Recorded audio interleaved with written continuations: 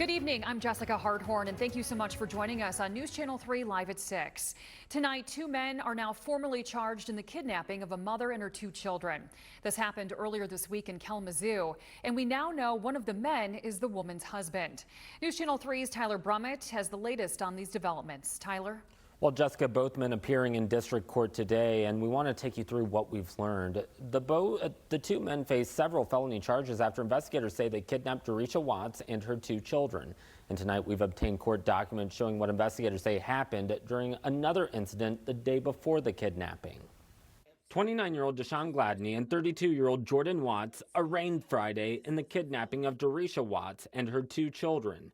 Jordan Watts facing 7 felony charges, including 3 kidnapping-related charges, domestic violence, and resisting arrest. Meanwhile, the prosecutor's office charging Gladney with 4 felonies, 2 counts of fleeing a police officer. The 2 other charges, possession of cocaine and interfering with electronic communications. All right, so Mr. Gladney, as I've stated earlier, you do have the right to remain silent. I would suggest that you exercise that right. Gladney getting irritated, storming off before the hearing was done.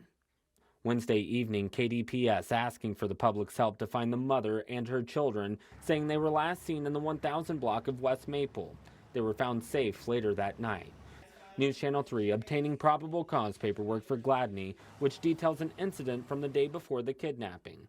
The document says Doriesha Watts had a personal protection order against her husband, Jordan Watts. Doriesha made complaints stating that the police has been threatening her, telling her that she needs to be against me, to coerce me to work with them against my brother. So I came in front of you last year, June. Mr. Watts, hold on Mr. Watts, hold on 1 second before you continue. According to the document, Doriesha told an officer Tuesday Jordan violated the order earlier that day when he confronted her in the Kalamazoo Library parking lot, forcing her into the passenger seat of her own vehicle. The document says Jordan told Doriesha he didn't want to shoot her and, quote, "don't make me hurt you in public." And it was brought up on the record that I've always showed up to court. I have significant ties to the community. Thank you, Mr. Watts. The victim, the alleged victim, is saying that none of this ever happened. I mean, Watts, you know. Yeah, I know. At this point, I would ask you to invoke the right to remain silent.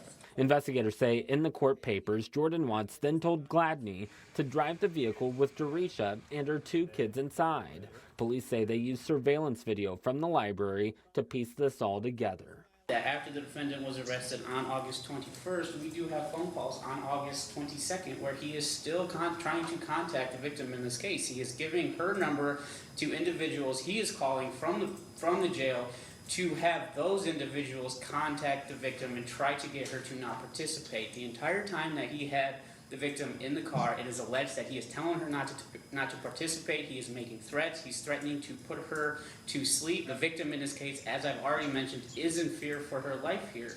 At one point, she says that she does not want to end up like Heather. Okay, so Jordan Watts was indicted last summer in a federal child sex crime case. Those charges were eventually dropped. His brother, Carlos Watts Jr., faces murder charges in the disappearance of his girlfriend, Heather Kelly. You'll remember Kelly, a mother of 8 children, went missing, and she still has not been found. Of course, we'll keep you updated on all of that. For now, live in studio, Tyler Brummett, News Channel 3.